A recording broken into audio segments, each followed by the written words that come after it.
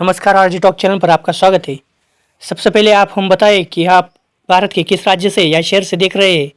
आज जिस कहानी पर हम बात करने वाले हैं वह सिर्फ एक मस्जिद की कहानी नहीं, यह एक ऐसे भारत की कहानी है जहां विकास और आस्था कई बार एक ही राह पर खड़े होकर टकरा जाते हैं। यह कहानी है अहमदाबाद की मंच मस्जिद की, करीब 400 साल पुरानी ऐसी विरासत जो सिर्फ पत्थरों का ढांचा नहीं बल्कि इतिहास, संस्कृति और विश्वास की एक जिंदा मिसाल है। लेकिन आज वही मस्जिद चर्चा में है, एक ऐसे फैसले की वजह से जिसने हर किसी को सोचने पर मजबूर कर दिया है।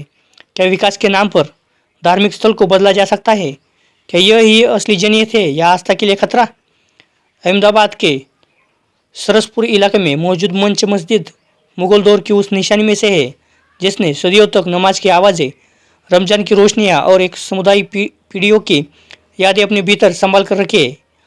यह वही जगह है जहाँ बच्चे बुजुर्गों का हाथ पढ़कर नमाज सीखते हैं और हम जुमे की नमाज के बाद यहाँ की रूहानियत और भी गहरी हो जाती है।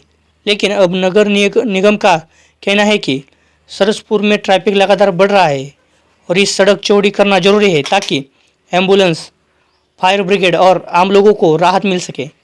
इस परियोजना में मस्जिद की ज़मीन का एक छोटा सा हिस्सा सड़क के दायरे में था। मस्जिद ट्रस्ट का इसका कड़ा विरोध किया। उनका कहना है यह सिर्फ जमीन नहीं बल्कि 400 वर्षों की विरासत है। इस विवाद को लेकर मामला पहले गुजरात हाईकोर्ट और सुप्रीम कोर्ट पहुंच गया। गुजरात हाईकोर्ट ने सभी पक्षों को सुनने के बाद कहा कि नगर निगम ने कानून के अनुसार प्रक्रिया अपनाई है और यह परियोजना जनहित में है। कोर्ट ने यह भी साफ कह दिया कि मस्जिद की मुख्य इमारत को छुआ नहीं जाएगा, केवल खाली पड़ी जमीन और एक पुराने चबूतरे का हिस्सा हटाया जाएगा। लेकिन ट्रस्ट असंतुष्ट था और मामला सुप्रीम कोर्ट में पहुंचा। सुप्रीम कोर्ट की पीठ, जिसमें जस्टिस सूर्यकांत और जस्टिस जयमल्ला बाग ने हाईकोर्ट के फैसले को बरकरार रखा। अदालत ने कहा कि विकास परियोजना का उद्देश्य सार्वजनिक सुविधा बढ़ाना है और मस्जिद के असली प्रार्थना स्थल पर कोई असर नहीं पड़ेगा। सुप्रीम कोर्ट ने यह भी कहा कि इस सड़क चौड़ीकरण में सिर्फ मस्जिद ही नहीं बल्कि एक मंदिर, कुछ दुकानें और एक निजी संपत्ति भी तोड़ी जाएगी। यानी यह किसी एक धार्मिक समुदाय का मामला नहीं है। अदालत का कहना था कि जब तक किसी पूजा स्थल की मूल संरचना सुरक्षित है तब तक इसे धार्मिक स्वतंत्रता का उल्लंघन नहीं कहा सकता। अनुच्छेद 25 यहाँ लागू नहीं होता क्योंकि विवाद वास्तव में धार्मिक अधिकारों का नहीं बल्कि संपत्ति और मुआवजे का है। तो मस्जिद ट्रस्ट के वकील वारिस शाह फरसद ने तर्क दिया कि मस्जिद के मंच या चबूतरे को हटाना उसके ऐतिहासिक स्वरूप को नुकसान पहुंचना और यह जनहित का वास्तविक मामला है। लेकिन अदालत ने यहाँ की ट्रस्ट की मुख्य शिकायतों मुआवजे से जुड़ी है।